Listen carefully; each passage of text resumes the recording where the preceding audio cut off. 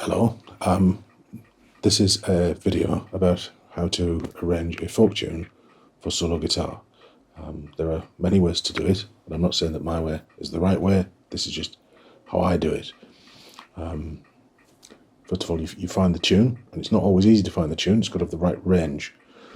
I then research the tune and listen to different other versions of it, because some people do it in different ways, and so now we're listening to, for example, two different versions of the piece that I'm going to show you as an example today, which is the Northumbrian tune, The Snows They Melt the Soonest, sometimes called The Snows or January Snows, which I first heard by Pentangle and John Ranborn. So then, after you've researched it and seen how different people do it, you write out the melody. I used Tabledit, which is a French tablature program, which is very reasonably priced. And then I add the chords, or the harmony. You can work out the harmony for yourself, or you can use the chords that often come with a tune that you find on the internet or in sheet music. Then after that point, which is where you decide what sort of movement you want. Do you want counterpoint? Do you want slow movement? Do you want the tune to be light or dark? Do you want it to be tinkly? Do you want it to be somber? These are all the reflections and considerations that you have to make as the arranger to make this piece of music your own. So I'm going to show you by way of example some ideas using the tune The Snows They Melt the Soonest. The first one is just with the chords. Then we're going to look at a very simple melody line with a simple bass harmony. Then we're going to put the melody in the bass, and then I'm going to show you how through research I found a slightly different variation of the tune which I thought worked well, because often when arranging a tune, one of the considerations that you should have is, why am I doing this? Is it just because I like the tune? Because there's probably other people that have arranged it already if it's a popular tune. Or is it because you want to bring something of yourself to it that hasn't been done before? You want to hear it in a certain way, and you've listened to half a dozen versions of it, and you think, well, nobody else is doing it like this, so I'll do it like this. So this is the tune.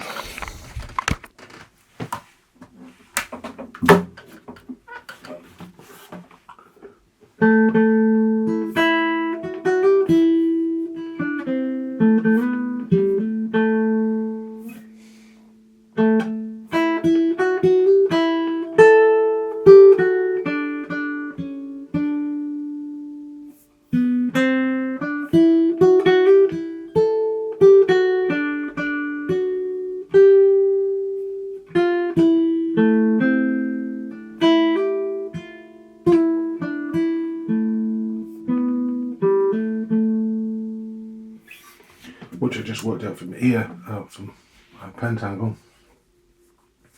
and that's just the melody line. So that's in 4/4. I listened to that, wrote it down, and added chords where appropriate.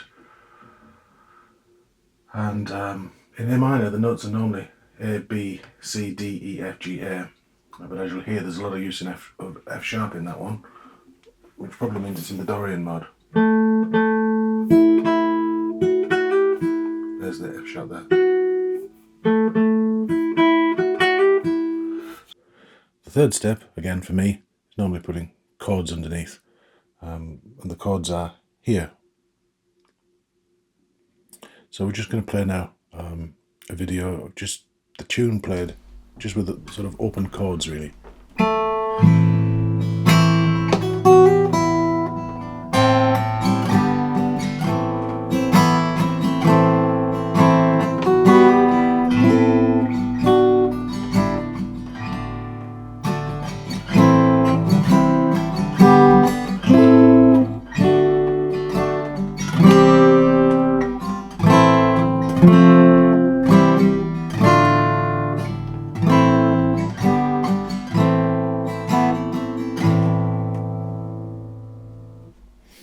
I think you'll agree that that sounds all right, and the tune is recognisable.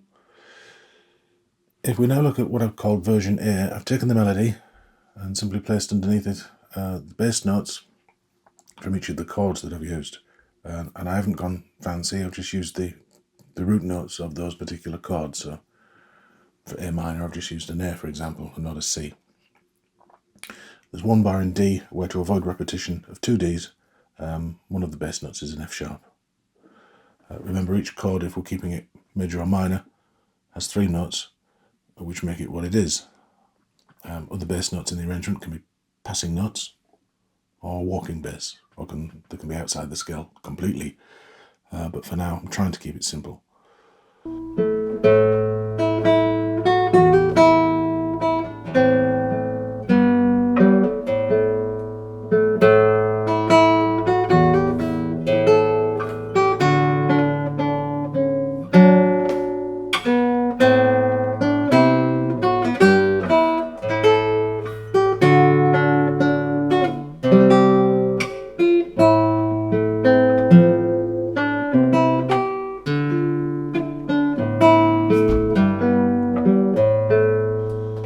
I think with a bit more ornamentation on the melody lines of version A, it might be the basis for a nice arrangement, but it has quite a loose feel, like an air, like the wind in the tune, breezing over moor and dale. However, it may be that you want to explore the nature of the tune a little bit deeper, and the tune, it's a dark tune. The winds are cold, the days are short, it's a winter tune, and there's still 2 weeks of winter left here. So version B takes the same melody and drops it down to E minor, a drop of 3 tones.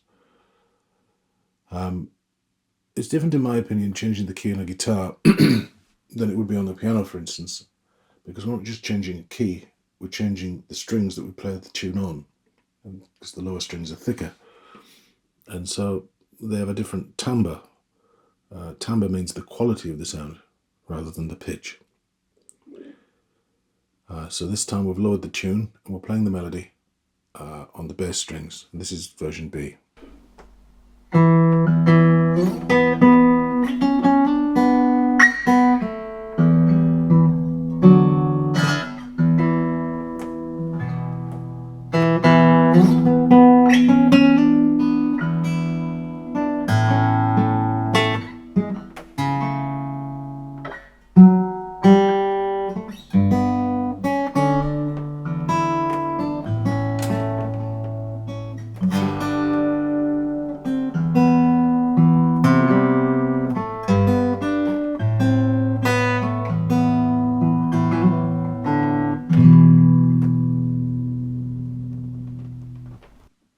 Further research with the snows they melt the soonest brought up this version in 6/8 timing, which I've got from the session.org website. This is the time signature for a gig or a jig. I think it's less loose than 4/4. To me, it sounds more of a dance timing. You can definitely imagine a folk drum beating to this version. So I found it here in E minor, but I want to play it here in A minor so you can hear how it differs from the first tune that we heard. And I'm going to play the first line. So this is the original version. Well, my original version.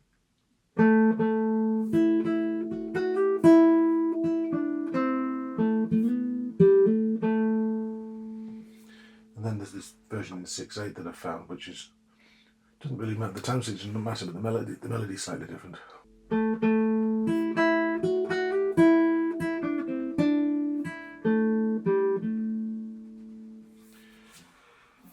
If you look at the fourth bar in version A, you can see that the melody line goes from the C to an A to a B and then a G before returning to the home note of A in bar 5, if you want to be precise.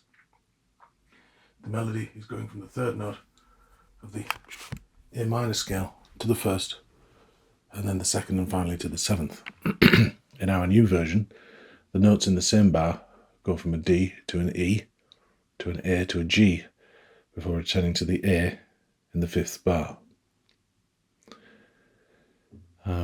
Because of the change in that fourth bar from a C to a D, it's unlikely that an A minor chord underneath would represent the correct harmonies, and we're going to have to change that. Anyway, I don't want to complicate things any more than I probably already have done.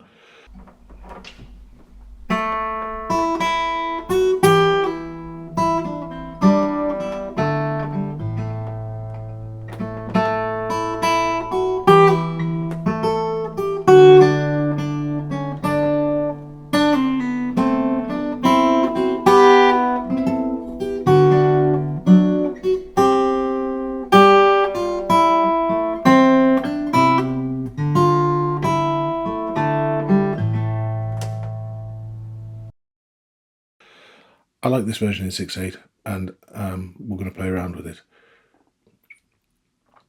If we experiment with lowering the melody, as I did in the first example when I lowered the A minor to an E minor for the bass strings, we're going to change this to the key of D.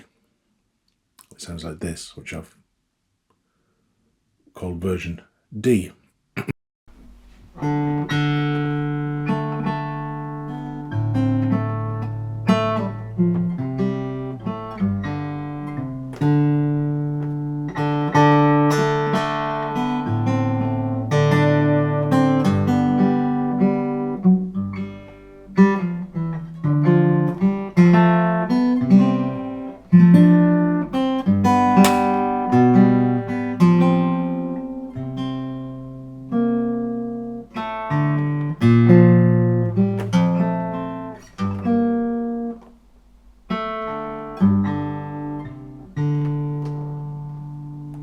And it's a short step from that version in the key of D to trying it in a D tuning, something I don't really do very often. I normally use G tunings, but this is the infamous DADGAD, and it works quite well on this. So this is the version recorded with DADGAD.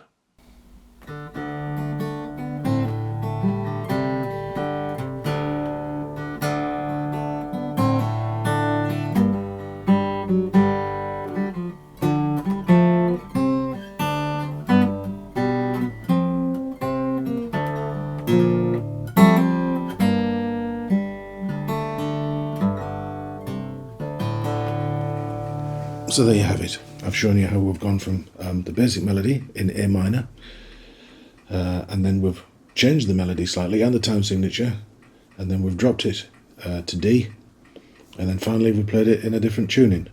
And I think you'll agree there's probably potential there to do something more with it. I hope you've enjoyed this video. Please subscribe if you want to see more like it. Thank you very much for watching.